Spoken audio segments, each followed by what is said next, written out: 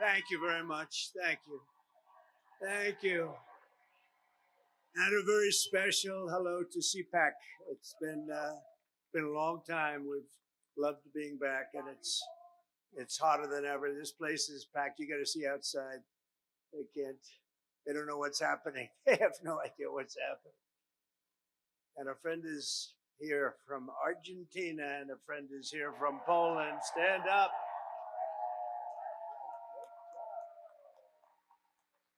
Great job. Thank you. Thank you very much. Welcome back to the nation's capital, where our movement is thriving, fighting, winning, and dominating Washington like never before. Nobody's ever seen anything like this before. They used to have little smaller crowds here. It's a little bigger. The fraudsters, liars, cheaters, globalists, and deep state bureaucrats are being sent packing. The illegal alien criminals are being sent home. We're draining the swamp and we're restoring government by the people, for the people. For years, Washington was controlled by a sinister group of radical left Marxists, warmongers, and corrupt special interests who drained our wealth, attacked our liberties, obliterated our borders, and sucked our country dry. Not any longer. But on November 5th, we stood up to all the corrupt forces that were destroying America. We took away their power. We took away their confidence. They lost their confidence. You know, do you ever watch? They lost their confidence. Oh, it's so nice to watch. And we took back our country. And we must be doing something right because we've got the highest poll numbers that I've ever had and that any Republican president has ever had.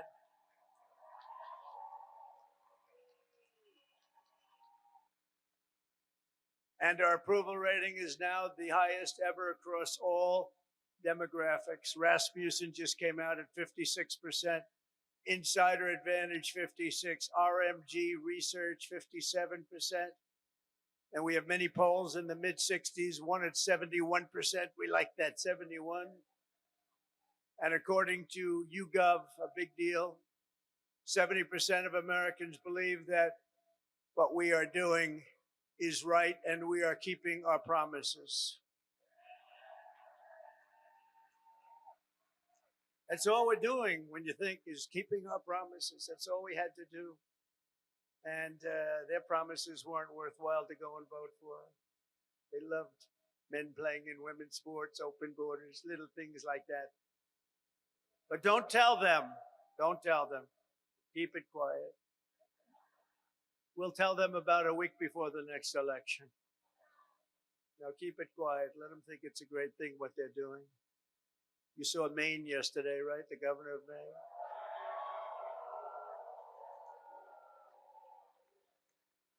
She's fighting to keep men in women's sports. You ever see what happens to a woman when a woman boxes a man who transitioned to womanhood? Did you ever see what happens? It's not pretty. It's not pretty. Let her do that fight. Let them all do that fight. Because I think that's about a 90-10 issue, and I can't figure out who the 10% are. Nobody can. So today I want to say thank you to all of the incredible patriots of CPAC and all of the incredible patriots in our country. 77 million, and it's actually much more than that because despite that, they cheated like hell. It was just too big to rig. It was too big to rig. 77 million. Remember, you used to go, I said, look, we're leading in the polls by a lot. Don't believe the polls. Just go and vote. You got to vote. We're going to make it too big to rig. And they tried, but it was too big to rig. One of the great statements. We love it because everybody went and voted. We fought through hell together, but in the end, we achieved the great liberation of America. We're liberating our country right now. We're doing all these things that you're reading about. We're liberating our country. I first spoke to this gathering 14 years ago, and I won your straw poll. I didn't know anything about a straw poll. They took this big straw poll, and I won by like 27 points. And I figured, you know, that's good. Maybe I should keep doing it, and I did. and I became president. Isn't that great? Who would think? Who would think? But he became president too. He's a MAGA guy too. Make Argentina great again, right? Make Argentina great again. I kept hearing about this man. I kept hearing about this man in beautiful Argentina, and it is beautiful, but boy, did it have inflation. Inflation made it less beautiful. I hear you're doing fantastically. We're very proud of you, actually. And make Argentina great again. Thank you very much. Great honor to have you. But now it's my honor to address you for the first time as your 47th President of the United States. Great honor.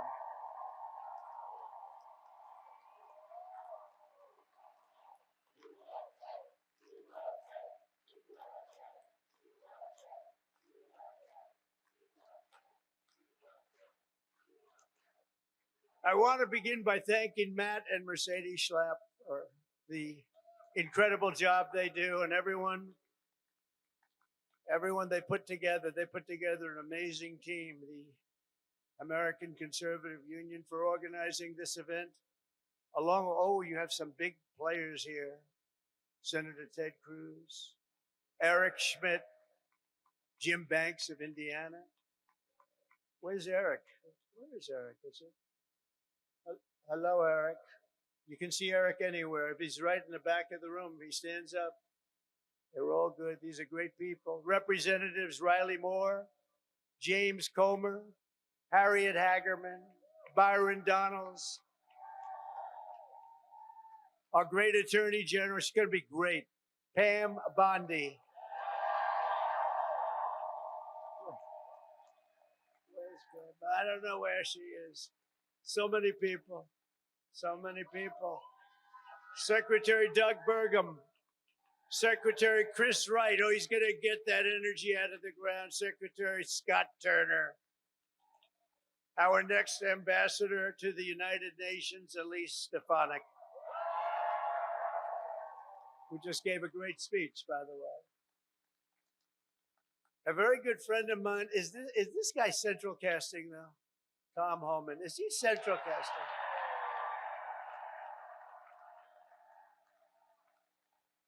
Where is it? Hello, Tom.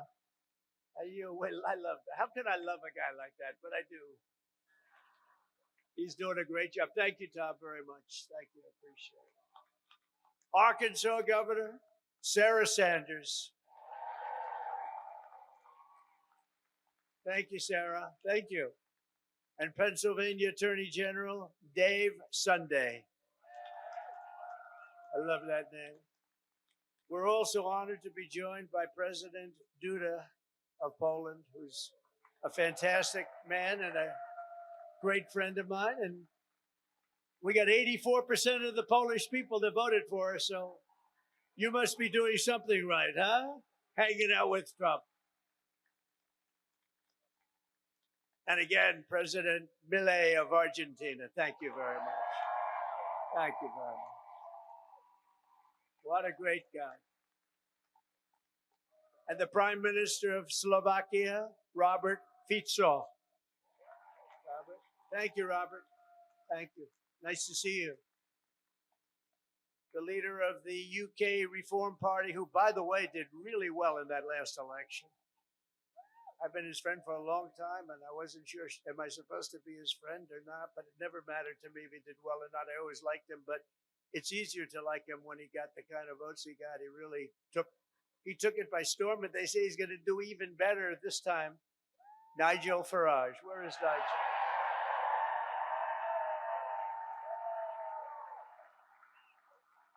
Thank you, Nigel. Thank you. What a great guy. The leader of Spain's Vox Party, Santiago Obiscal. Thank you, Santiago. Thank you. Thank you very much. I thought that was you. Thank you very much. Great job you're doing. And a friend of mine, Eduardo Bolsonaro of Brazil, the Chamber of Deputies. Thank you. Thank you. Say hello to your father. Thank you very much. Great family. Great gentleman and a great family. And our great First Lady, Melania, is watching us right now on television. So give her a hand. Give her a hand. Whoa.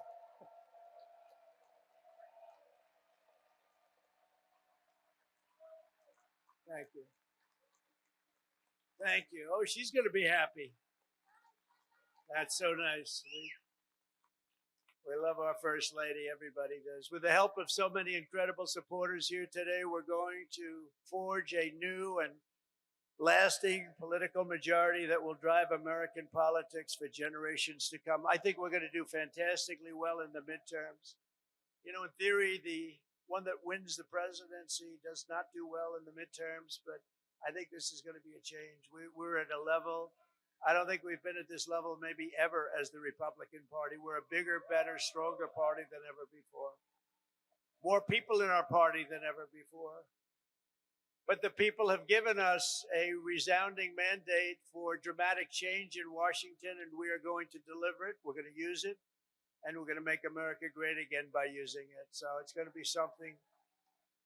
But think of it, at the presidential level, we won the popular vote by millions and millions of votes. We swept all 7 swing states: Michigan, Wisconsin, Pennsylvania, North Carolina, Georgia, Arizona, Nevada, all by great margins. We won 85% of all of the counties in America. That means that map was red. Did you ever see the map? Did you see the certified map? Where is it? I want to see a certified map. It's all red.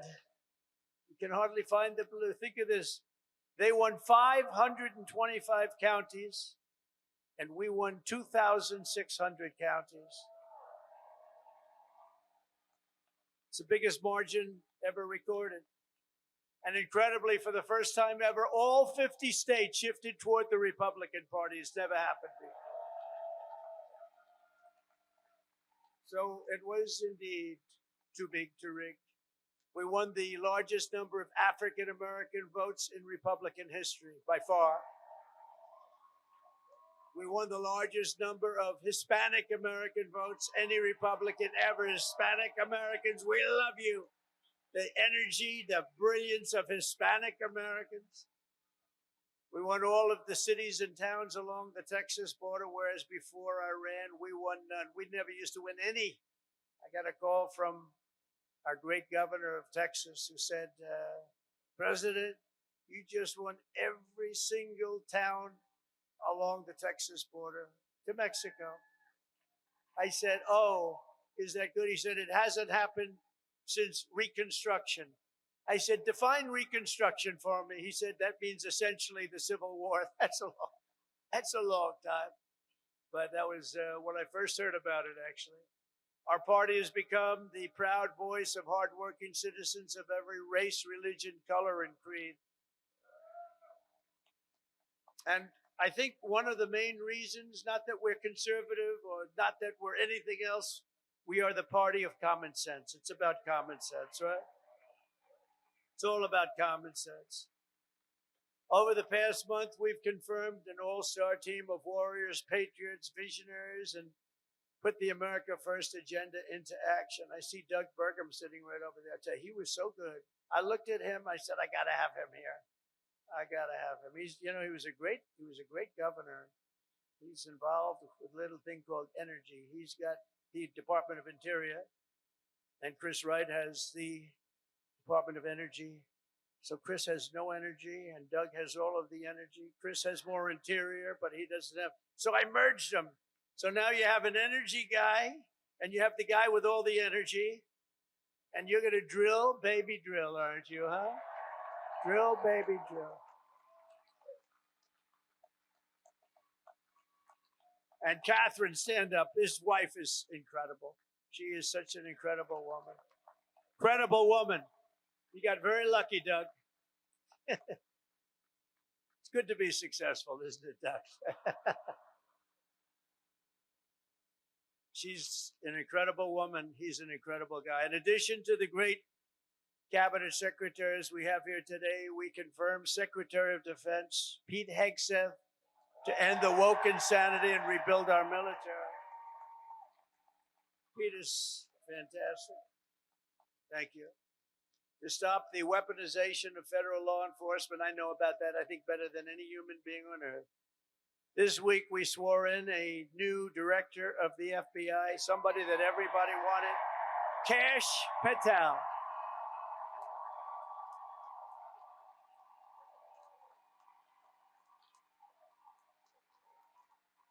Kash is great. He's a popular guy.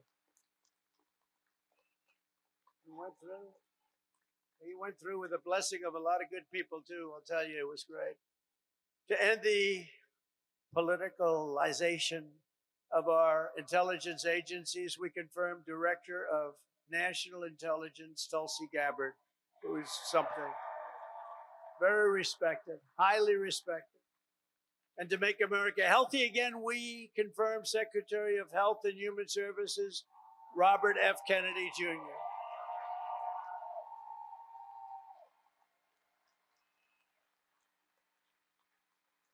Great guy. We need him. We need him. You know, there's a number on autism as an example with children, autism. And you go back 15 years, it was from 10 to 20,000. You had like 1 in 10 to 20,000. Some say 10, some say 20, but it was in that vicinity. That's a big vicinity. Now it's 1 in 36 babies have autism. 1 in 36. Think it was 1 in probably 20,000 people. Now it's 1 in 36. There's something wrong. Something's wrong. And Bobby is going to find it. Working with Dr. Oz, by the way. Working with Dr. Oz.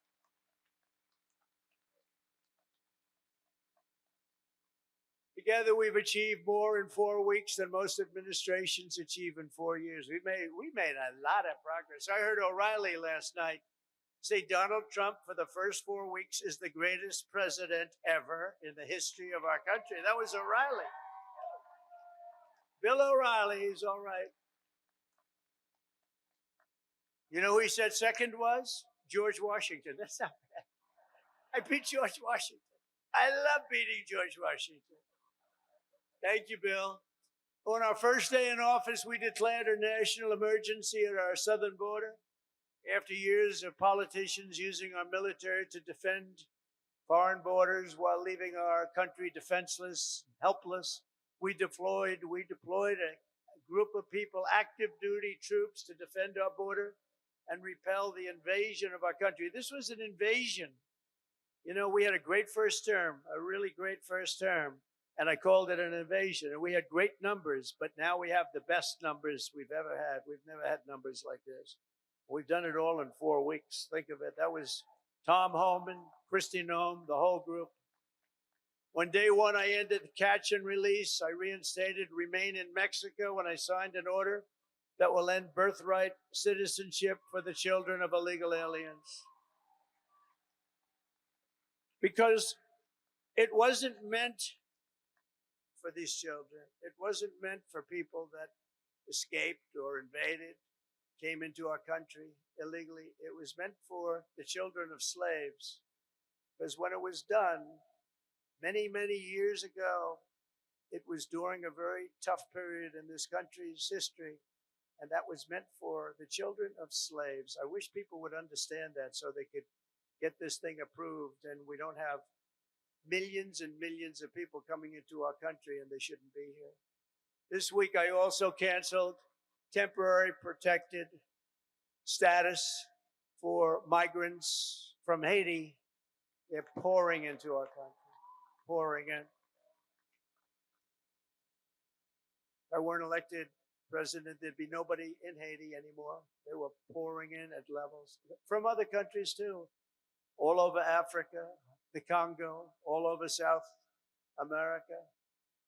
And they were coming in from prisons and mental institutions and insane asylums, jails, and gang members and You have to see gang members, drug lords, people that are drug addicted. They were sending them all into our ridiculous and very stupid Biden open border. Our border czar was Kamala. Haven't said that name in a while. I haven't said that name. No, I haven't said that name in a while. Kamala. I'll bet nobody knows her last name. Nobody ever knows her last name.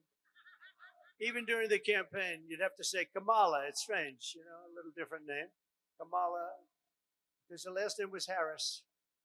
I used to say Senator Harris. Nobody knew who the hell I was talking about. So I had to go Kamala. But think of it, I was beating Joe badly, really badly. And they changed him. I'm the only one that ever had to beat two people.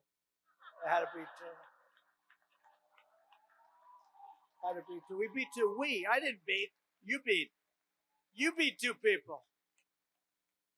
No, he was doing bad. That's like the great Dana White. He has a fight, and one guy's doing really badly, so when they take him out, they put another guy in to fight the same guy I had that. Never happened before. A lot of things we do never happened before. Do you ever notice that? We're the first in everything. So we beat two candidates. They said, who do you run against? Well, we ran against Biden and we ran against Kamala Harris. But illegal border crossings now have plummeted by almost 100%.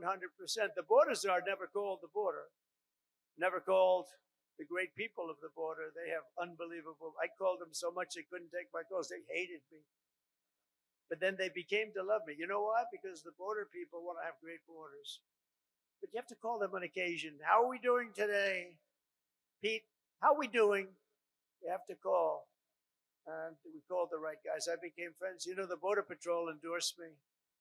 And these people, you have no idea. They weren't supposed to, because you're not supposed to do that.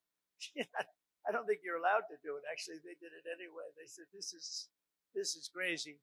But these are great people, and ICE, and our general law enforcement, and by the way, our great, great firemen and firewomen, too.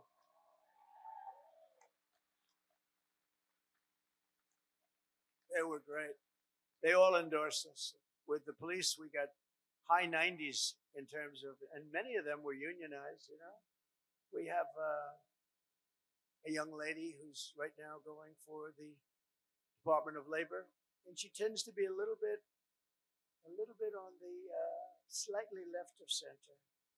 And everybody said, why did I do that? I said, you know why I did that? Because unions like her and labor likes her and a lot of people like her, and she's very solid, very strong, and she's going to do the right thing.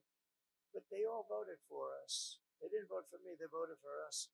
We got the Teamsters, we got the firefighters, we got the police, we got the auto workers were so great. We had tremendous support, so I think it's nice to give them a person in the center, because that's what she's going to be very good, I think. But a lot of people say, why'd you do that? I said, because I want to do something nice for these people that voted for me. Oh, gee, what a great political move that was. Now they're all saying, what a great political move. No, it's all common sense. Remember that. Remember that. Sean O'Brien was fantastic. The whole group, they were great. Over the past few weeks, we've begun the largest deportation operation in American history, larger even than that of President Dwight D. Eisenhower, a very moderate man, but he was very strong on that. He didn't like people running into our country and taking over our country. I'll tell you, I had 4 years. I don't know if you had this. I couldn't stand it. Don't get angry. Donald, don't get angry, please. I couldn't stand it. Watching these people come in from jails and mental institutions and the worst criminals in the street, gang members being dropped off in buses and bust into our country. I couldn't stand it. So I said, I'm going to run for president again. And now we don't have that problem. Now we don't have that problem anymore.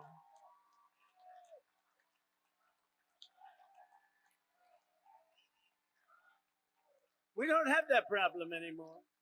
We now have the best border we've ever had.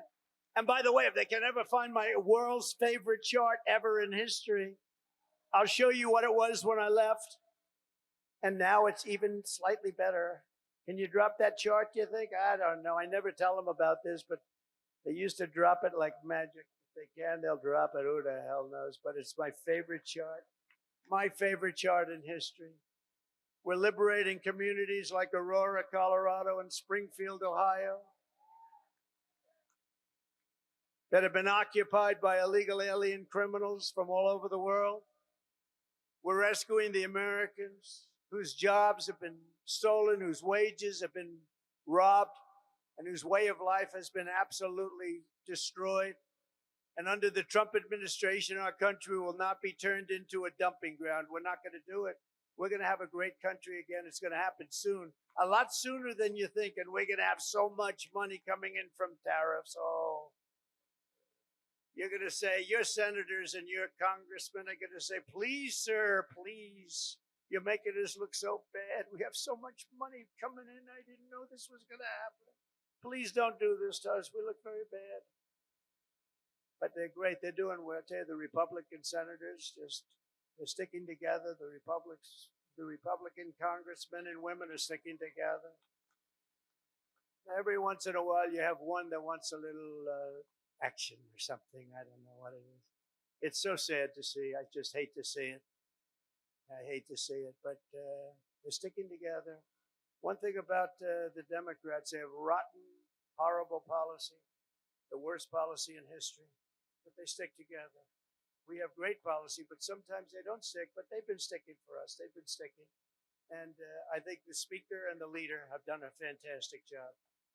That's Thune and Johnson, and I think they've done, two guys really working hard and they're really doing a great job. But we have a lot to stick with. We have a lot to stick together for, because what we've done has never been done before. Nobody's ever seen anything like this, and nobody's ever seen 4 weeks like we've had, especially the 4 weeks, the first 4 weeks. You know, that's like if you golf, when you sink that first 4-footer in the first hole, it gives you confidence. On the next hole, you sink another one. Now you go into that third hole and you can't, and by the time you get to the fifth hole, you feel you can't miss, right? Like a baseball player, he gets up and he hits our first one, and then the second at bat, he hits that one. And, you know, and we have great confidence. And they've lost their confidence, as I said. They really lost their confidence. I watched them. They're really screwed up. I watched this MSNBC, which is a threat to democracy, actually. They're stone cold, but they're stuttering. They're all screwed up. They're all mentally screwed up. They don't know what. Their ratings have gone down the tubes. I don't even talk about CNN. CNN's sort of like, I don't know. They're pathetic, actually. But MSNBC was mean. Their ratings are absolutely down. This Rachel Maddow, what does she have? She's got nothing. Nothing. She took a sabbatical where she worked 1 day a week. They paid her a lot of money. She gets no ratings. I should go against her in the ratings, because I'll tell you, she gets no ratings. All she does is to talk about Trump, Trump, Trump, Trump, Trump. All different subjects, Trump this, Trump that. But these people are really, I mean, they lie. They shouldn't be allowed to lie every night. They are really a vehicle of the Democrat Party. They should be paying. Is that Gordon? Yes, is that Gordon? The great Gordon Chang? Is that Gordon? Stand up, Gordon. Wow. We have everybody here today. Thank you very much. How am I doing on China? Am I doing good? Am I doing good on China? Tell you one thing, nobody's ever done like I've done on China. Nobody ever let people know what was happening with respect to China. And I happen to like President Xi, and I have tremendous respect for the people of China, love the people of China. But we've been treated very unfairly by China and many other countries. And we're not being unfairly treated anymore. We had that down to a science in the first term, and then they lost it. You know, we lost over $1 trillion to China this last year under Biden, Crooked Joe Biden. What do we like better, Crooked Joe or Sleepy Joe? Ready? Ready? Crooked Joe or Sleepy? Ready? Crooked Joe. Sleepy Joe. Got to stay with Crook. He had one ability that I didn't have. He could do something that I couldn't do. I don't say that because he was a horrible golfer. Remember, he challenged me during the debate to a golf match. He said, I'm a 6 handicap. I said, you're not a 36 handicap. He said, he's a 6. And then he said, well, I'm 8. Remember? I said, that was quick. Picked up 2 strokes. He said, no, I'm an 8. But he's not a 36 handicap. But he had one ability that was amazing. He could go with cameras on him, television, fake news on him, probably because he knows they wouldn't cover it badly. You know, they covered him as well as you can cover him. How the hell can you cover the guy well? But he had this incredible ability. He could barely walk in the sand. Somebody thought he looked great in a bathing suit. And he'd walk in the sand pulling a thing that weighed about 6 ounces. You know those aluminums? The aluminum's very good. It's meant for children and very old people to lift, right? So he would put it down and he'd put it down and he'd fall into it and he'd immediately fall asleep in front of the media. I could never do that. That's the only thing. That's the only thing. I could never do it. No, he was Sleepy Joe, but he was crooked as hell. You know, there's no question. He was a sleepy, crooked guy. Terrible, terrible president. He was the worst president in the history of our country. I don't care, I'll say it. Jimmy Carter passed away recently, and he passed away a happy man. He was a happy man when he passed away because he said that it's not even close. Joe was the worst, and believe me, I have to clean up the mess. I'm cleaning up the mess, and it is a mess on the border with inflation. To go over every single thing he touched turned to shit, okay? Everything. It's true.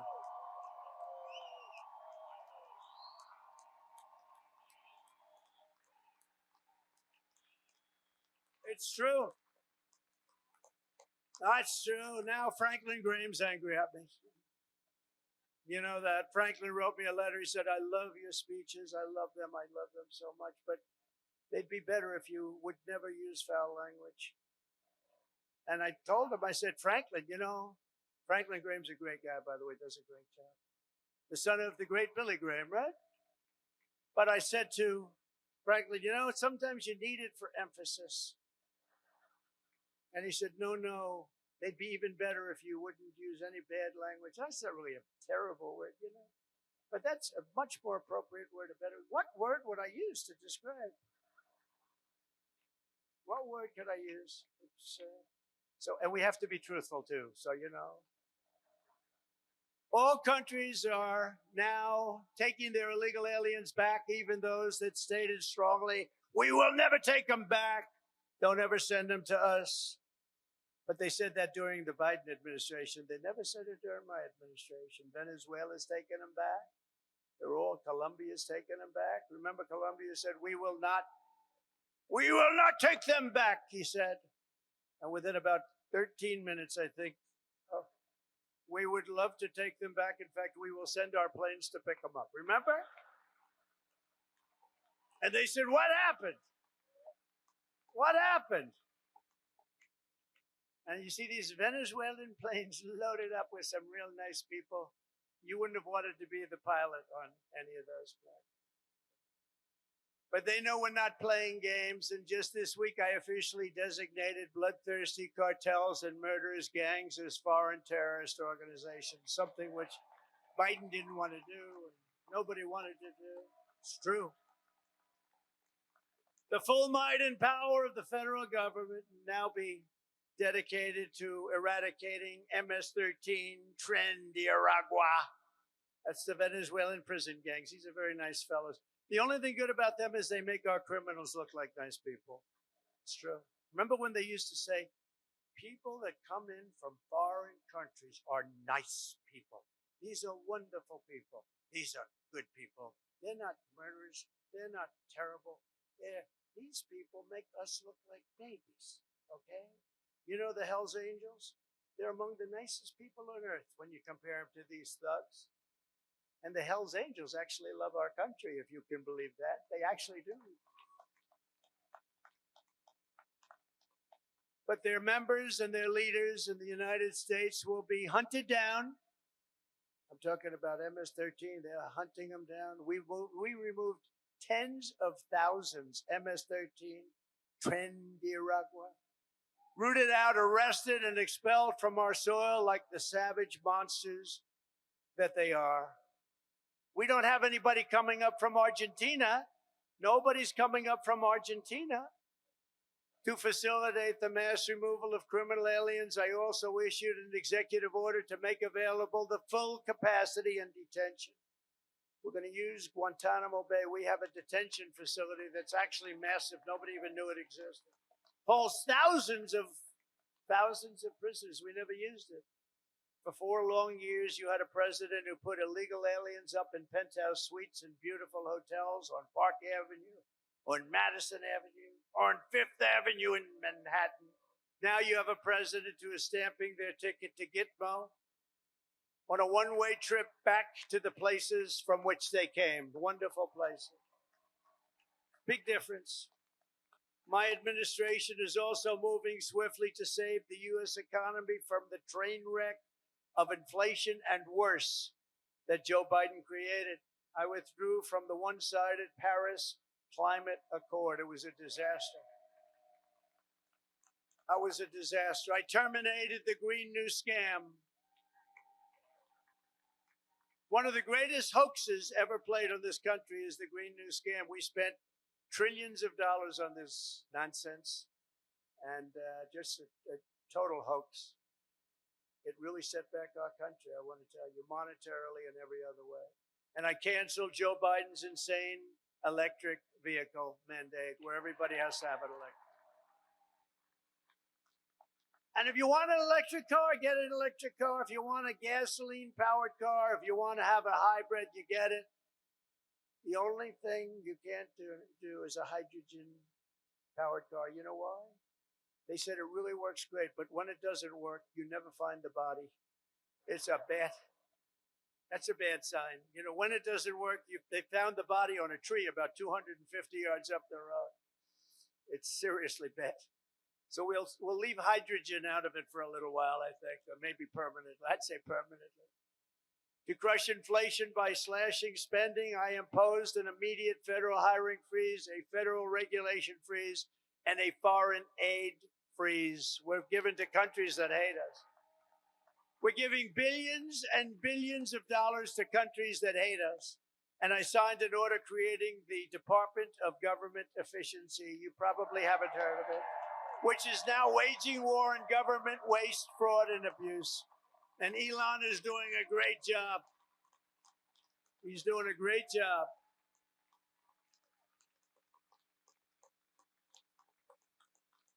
We love Elon, don't we? It's that guy. He's a character. With his son X, we love X. He's the only one can get away. His son's really named X.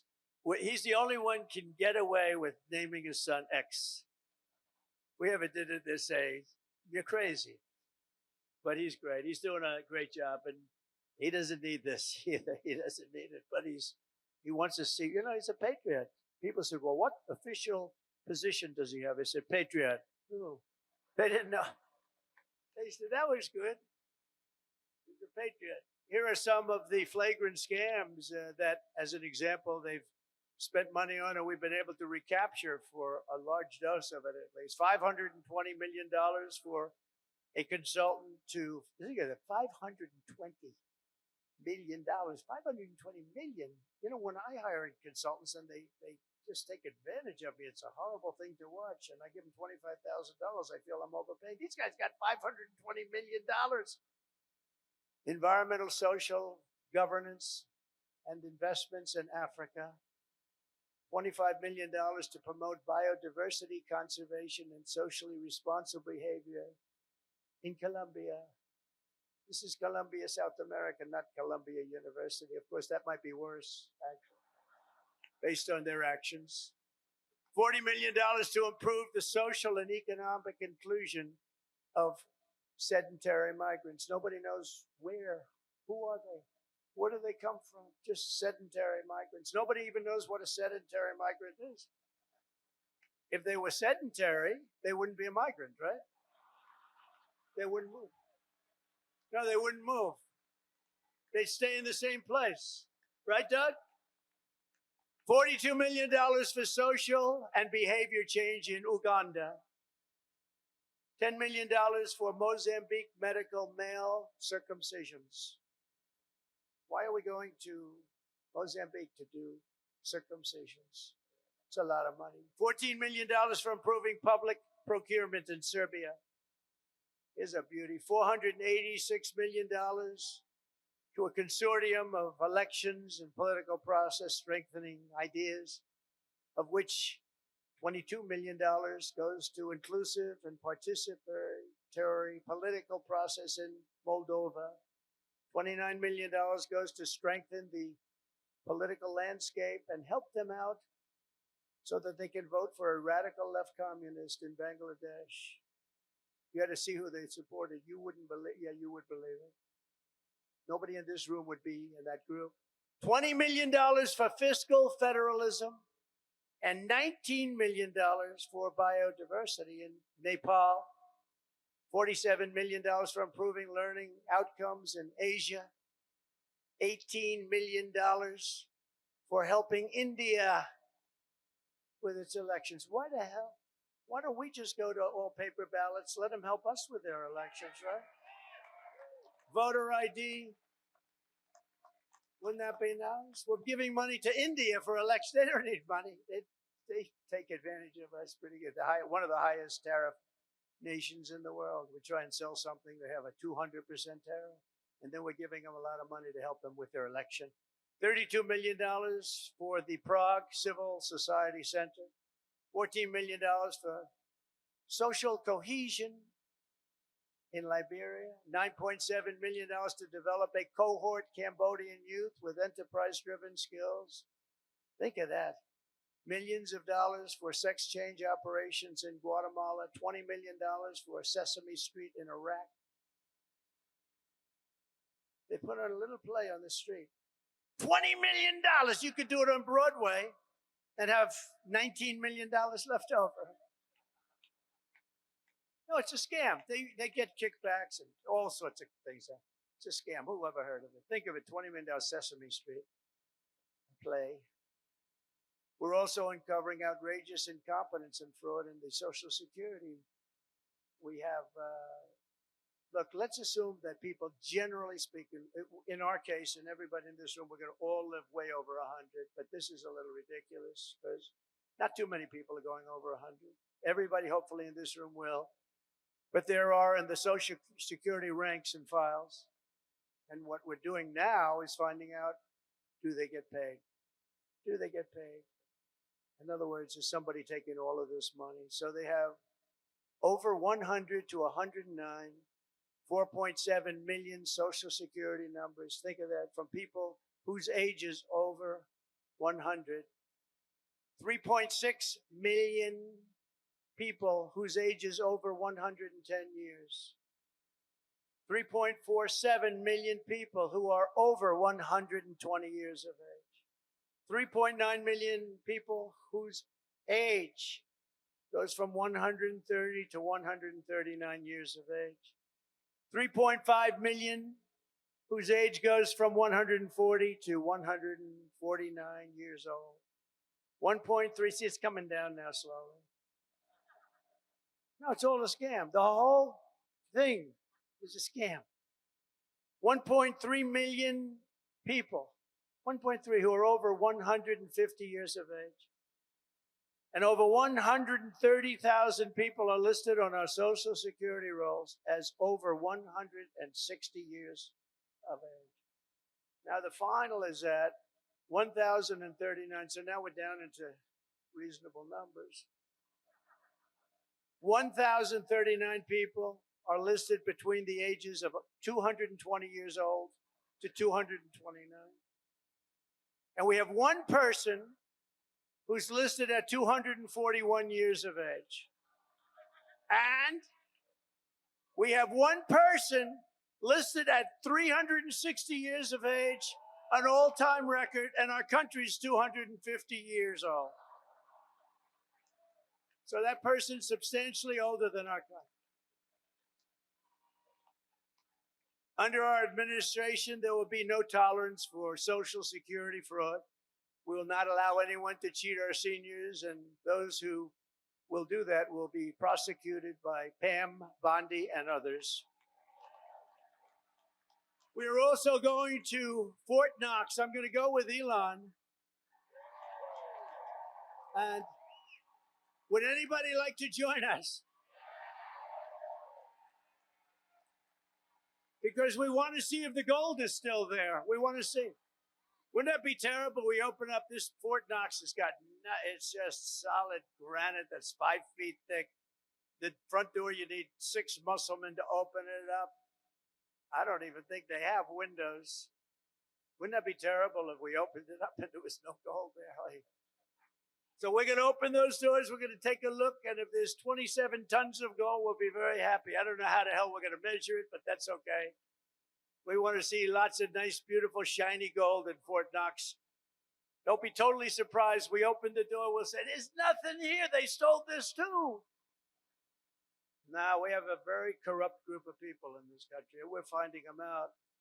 We're removing all of the unnecessary, incompetent, and corrupt bureaucrats from the federal workforce. That's what we're doing. And under the buyouts, we offered federal employees more than 75,000 federal bureaucrats, think of that, have voluntarily agreed to surrender their taxpayer-funded jobs. We want to make government smaller, more efficient. We want to keep the best people, and we're not going to keep the worst people. And, you know, we're doing another thing. If they don't report for work, we're firing them. In other words, you have to go to office. Right? Right? Look at her. If you don't report to work, you know, that's another scam. You know, who the hell, if I'm staying home, let's see, my golf handicap would get down to very low number. You'd be shocked if I told you the real number. But I would be so good, I'd try and get on tour. I would be so good. I'd call up, I'd say, listen, I'm really working here. Where are my jobs? Where are my jobs? Either that or, in many cases, they have second jobs while they're getting paid by us. So one of the reasons they're leaving is because they don't want to have to show that. And we're demanding to see that information. How many jobs have you had? Who paid you while you were working for the government? And we are demanding that people, if they work for the government, they have to show up and sit in an office and do their job, right? And we've also effectively ended the left-wing scam known as USAID, the agency's name. Has been removed from its former building, and that space will now house agents from Customs and Border Patrol. Beautiful. And at the ultra-left CFPB, which was terrible. So many people have been hurt by that. I used to get calls from lending officers, from owners of small banks, and they were almost crying what they did to those people. They destroyed them, put them out of business. It was established by Elizabeth Pocahontas Warren. Does anyone know? Remember the Pocahontas scam? I'm an Indian, therefore I'm entitled to be a senator. I'm an Indian, she said. Could we see proof of that, please? She said, well, the only proof I have is my mother said I have high cheekbones. Oh, that's no good, right? Remember she went out? I really spooked her, I tell you. Remember she went out, she couldn't take it anymore. She was going to Pocahontas, Pocahontas. Everyone knew she was not an Indian. I had more Indian blood than her, and I have no Indian blood. I'd be honored to, but I don't have any, but I had more than her. You remember she went out and she had a blood test. And it came back and she was so happy because it said 1,024th. That means everybody in this room had more than her. But because there was even a scant, in other words, 1 million years ago, something could have happened. And she was so happy that she released it and she got killed. That was the end of her presidential career. She does not like me very much. But she's a very angry person. Do you notice the way she is? She's always screaming and she's crazy. These people are crazy. The radical left is meaner. I don't know what it is, Doug. They're meaner than us, aren't they? We're like normal people. we're smart. We get our word, but we don't go crazy. Of course, they'll take my little rant from 15 minutes ago, the fake news. He lost control on the stage. He lost control. And they'll have me screaming, having to do with Franklin, poor Franklin. He lost control of the stage. Oh, these people are bad. They are really sick too. I don't get it. You think they'd want to love our country. They have no ratings anymore. Nobody listens to them. Nobody believes the fake New York Times. Washington Post is doing no business. They're losing all their business. Nobody believes them. But we've escorted the radical left bureaucrats out of the building and locked the doors behind them. We've gotten rid of thousands. I withdrew the United States from the corrupt World Health Organization. I withdrew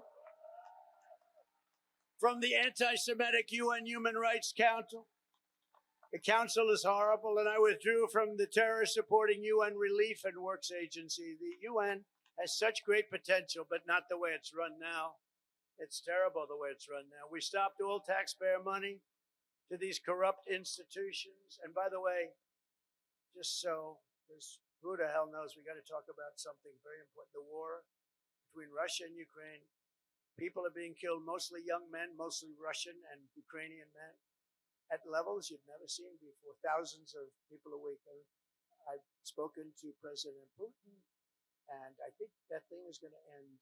It's got to end. It's a horrible, horrible thing to watch. I'm dealing with President Zelensky. I'm dealing with President Putin. I'm trying to get the money back or secured, because, Europe is given $100 billion. The United States has given $350 billion because we had a stupid, incompetent president and administration. 350. But here's worse. Europe gave it in the form of a loan. They get their money back.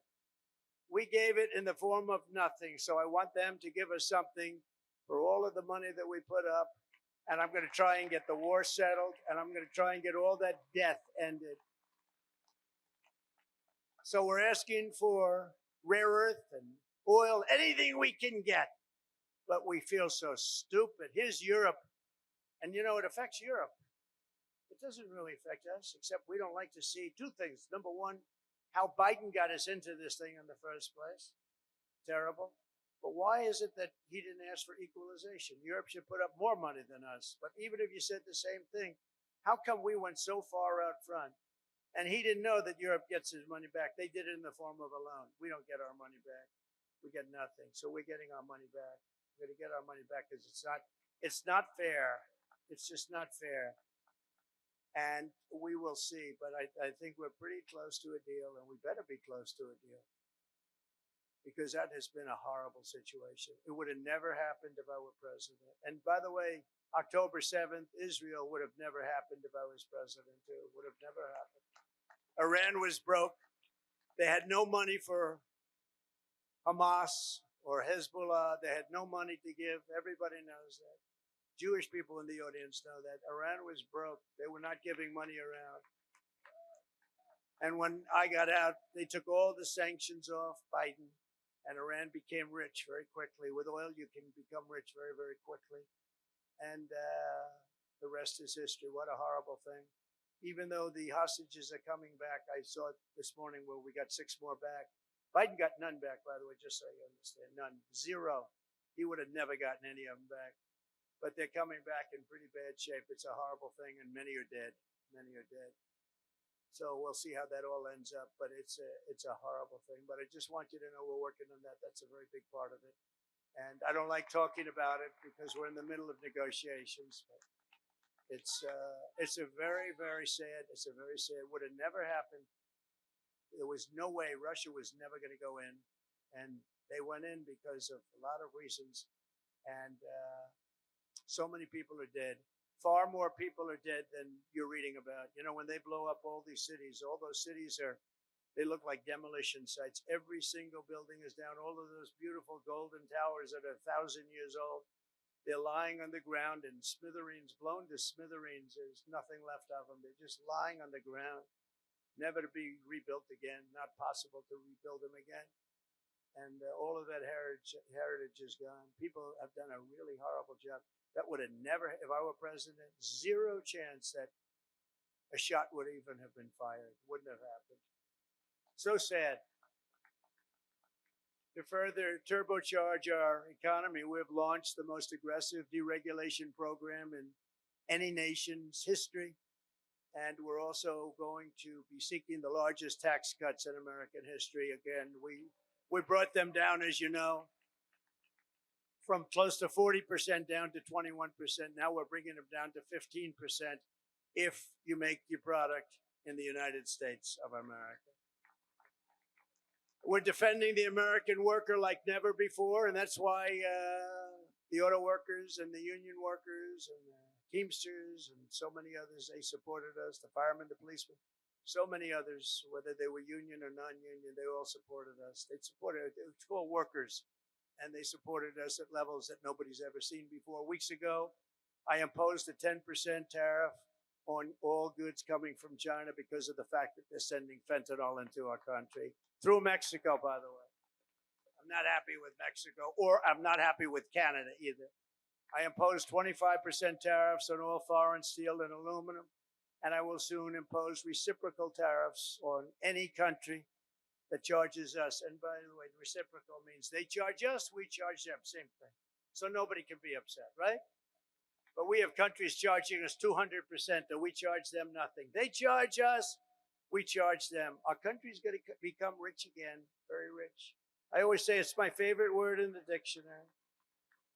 The word tariff is my favorite word in the dictionary. You know, we were the richest relatively from, think of this, from 1870 to 1913. That was our richest because we collected tariffs from foreign countries that came in and took our jobs and took our money, took our everything. But they charged tariffs, and we had so much money, they set up the 1887. Think of that, a long time ago. 1887 Tariff Commission. It was a commission of very important people to determine where we should spend all of the tremendous, vast wealth that we had. We had so much wealth. Wouldn't it be nice today? Of course, now we give it away to transgender this, transgender that. Everybody gets a transgender operation. It's just wonderful. We give it away like to crazy things. But in those days, it was different. It was a different world. It was a different country. But we were very rich because of tariffs. And I get myself in trouble because I say that tariff is my favorite word, and the fake news went crazy. What about God? What about wife and family? What about love? I said, okay, tariff is now my fourth favorite word. I got myself into a lot of trouble with that. You can't believe it. I said, tariff is my favorite word in the dictionary, and I got killed by the fake news. So I say now, it doesn't sound good. Tariff, it's my fourth favorite word. I go, tariff is my fourth favorite word. It sounds so terrible, but this way I'm free. I ride free, you know. I don't get clobbered by the fake news. But tariffs are also a powerful tool of diplomacy, and all around the world are moving quickly to bring back peace through strength. We have the greatest, I rebuilt our entire military in the first term. We left a lot of it, although a lot of it, but very small relatively, in Afghanistan. The Taliban has it. They have their parade every year where they take our military vehicles and run them up some little street, and like it's their form of a military parade. And it makes me angry when I see that.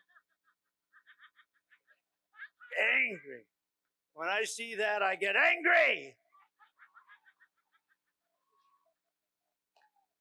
We give them, I don't think anyone knows this, we give Afghanistan about $2 or $2.5 billion a year. Do you know that? For aid. We need aid ourselves. And I'm going to go back, and I told them yesterday, I want to look at it, but if we're going to give them money, it's okay. But I want them to give us back our military equipment that they have. They're selling it. Doug, would you take that, please? All right. Write something up. No, I want them to give back. If we're going to give them that kind of money, let them give back the military equipment, which they have. Where they have tanks and trucks and guns and goggles. They have goggles. They have night goggles, better than we have. Brand new right out of the box. It's unbelievable. So I want to do that, and I want if we're going to pay him, I want to get that equipment back. Okay, Doug can do it. He's one of the guys. He's a business guy. To him, he's sitting there saying, "How the hell did this ever happen?" Right? Can you believe it? We give them billions of dollars, and we gave them our military equipment. Just tremendous numbers of billions of dollars worth of billions and billions. We have a ceasefire in Gaza, and we're joined today by several survivors of the captivity under Hamas, including Noah Argamani and Ilana Gretovsky. Wow, look at that. How beautiful. What a beautiful group of people. Wow. Thank you very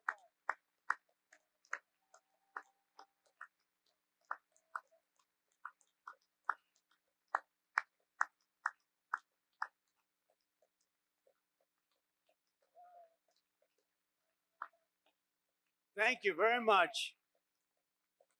And you're sitting next to a great guy, Sebastian Gorka, who's also now in the administration. From day one, right, Sebastian? He's been a loyalist from day one. We love Sebastian. Thank you very much, Sebastian. Thank you, everybody. That's very nice. Beautiful. We're going to make it work somehow, doing the best we can. We started. It should have never happened. That's the sad part. Would have never happened. If I were president, and I should have been, if I were president, it would have never happened. But it did so. We're doing the best we can with it. Thank you very much. Thank you. Also with us are family members of some individuals who are still hostages, and we will not rest until all of the hostages have been returned back home. Some of them are coming home in very bad condition, and some of them are coming home only as bodies. They're dead. We have a lot of them coming home now. They're dead. And these are largely young people. Young people don't die. Young people are young people. They don't die like this, but they're dead. And the parents come to me and they say, "Please, sir, could you get my son back?" "How old is he?" "Sir, my son is dead." It's important, just as important as if that son were alive, to get the body back. It's amazing, actually. Amazing. Just as important.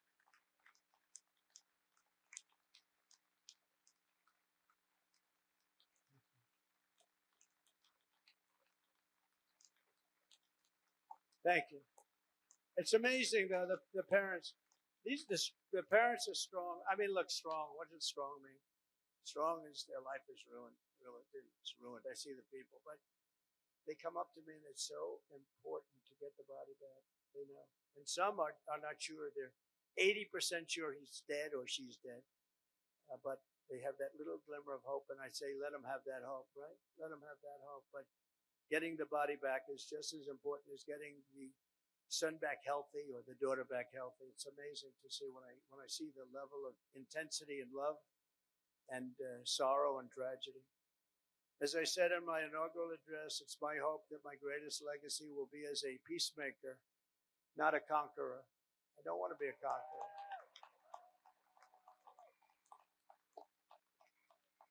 Under the Trump administration, every day brings more good news for America. I've ended all of the so-called diversity, equity, and inclusion programs across the entire federal government and the private sector, and notified every single government DEI officer that their job has been deleted. They're gone. They're fired. You're fired. Get out. You're fired. I made it the official policy of the United States government that there are only two genders, male and female. That was easy.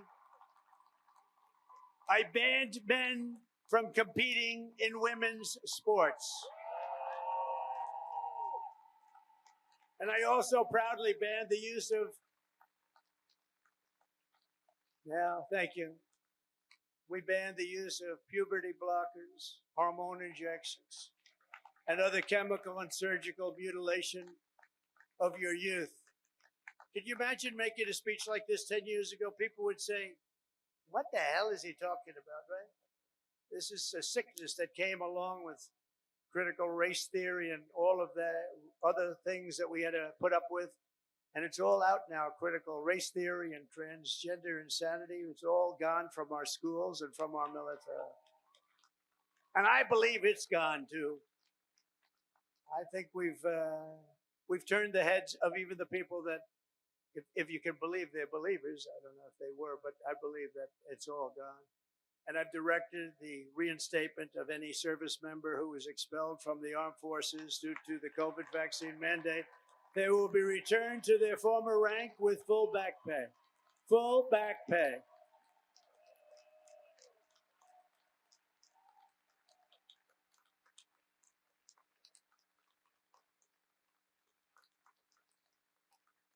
I banned government censorship from your voices and brought back free speech in America. We have free speech. We didn't have free speech. We do have it now, actually. Now, this was a very vicious regime. You know, I was put under investigation more so than the late, great Alphonse Capone, one of the great killers of the world. Trump, my father would look down my mother. How the hell did this happen to my boy? This was his. No, I was under investigation at a far greater level than Al Capone or anybody else, probably in the history of our country. These people are sick. They're sick. They're bad people. I ended Joe Biden's weaponization as soon as I got in. I said, I'm going to hit him with the same stuff. But I ended his whole weaponization of our government and removed his hand-picked radical left Marxist prosecutors from the Department of Justice. I was so happy to do that. They weaponized government. They weaponized government. I pardoned hundreds and hundreds of Biden's political prisoners, including Christians, pro-life activists, and the J6 hostages who were treated terribly for years.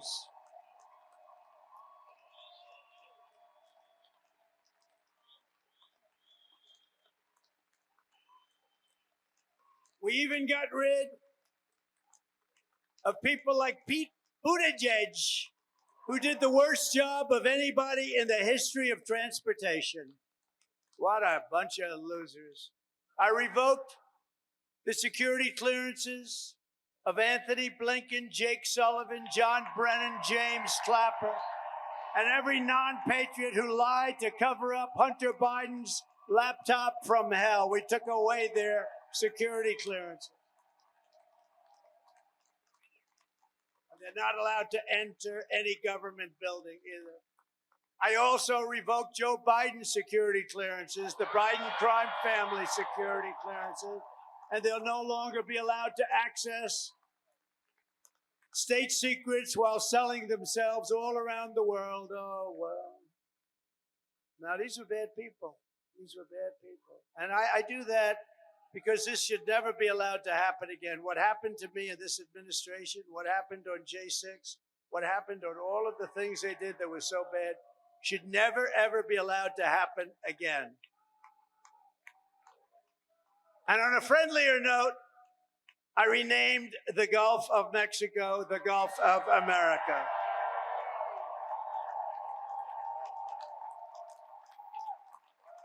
And we are restoring the name of a great president, William McKinley, to Mount McKinley in Alaska. And as you know, many years ago, Jimmy Carter gave away the Panama Canal. And Panama started the process of giving the Panama Canal, by the way, the most expensive development ever in the history of our country. Relatively, it would have been $1.5 trillion in today's dollars. 38,000 people died from our country building the Panama Canal. They died from mosquitoes and snakes. Think of it. They paid them 5 times their salary. They brought them to Panama, and they had a 25% chance of dying. They dug under nets so the mosquitoes wouldn't get them. But we lost 38,000, mostly men, laborers, construction workers, because it was such a harsh way to live. It was very brutal. They died. 38,000. Again, it was the most expensive thing we ever built, and they gave it away for $1 to Panama. And last year it made $5 billion. Also, it's one of the most successful projects ever built in terms of money, monetarily. And it's the eighth wonder of the world. It connects two oceans, with one being 16 feet higher than the other. Think of it, the Pacific and the Atlantic. Think of what that is. You're going through dikes and canals. Amazing what they did. It was really a wonder of the world. We gave it away for nothing. But we didn't give it to China. We didn't give it to China. We gave it to Panama. We're going to take back the Panama Canal.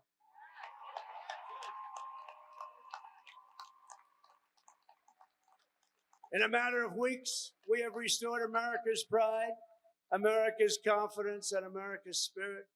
According to a brand new poll from Rasmussen, the number of Americans who believe we are on the right track now exceeds the number who think we're on the wrong track. This is the first time in 23 years. That's hard to believe. And we had one poll where we're at 81% right track, wrong track. I guess it depends on who, but that one poll, because Rasmussen's been a good poll, first time in over 20 years that we've had a positive number on that. That's great. That's great. November 5th, 2024 will go down as one of the most important days in the history of our country. I'm pointing to Mike Lindell. That man suffered. That man suffered. The FBI thugs went up to him and they took away everything he had. He suffered. And Mrs. Lindell,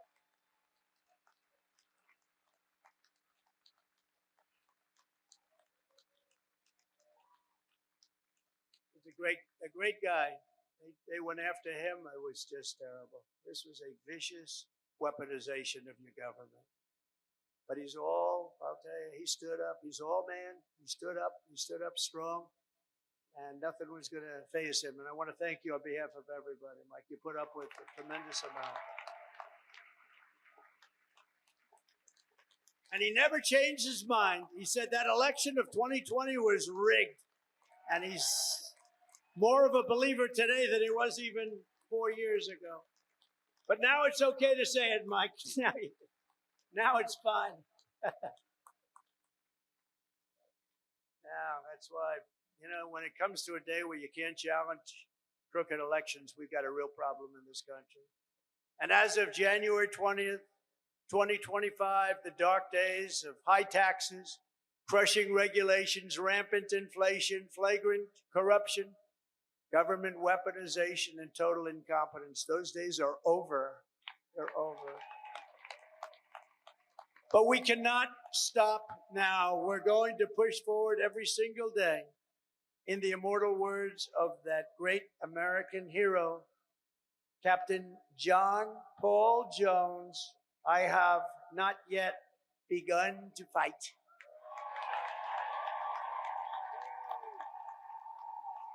And neither have you.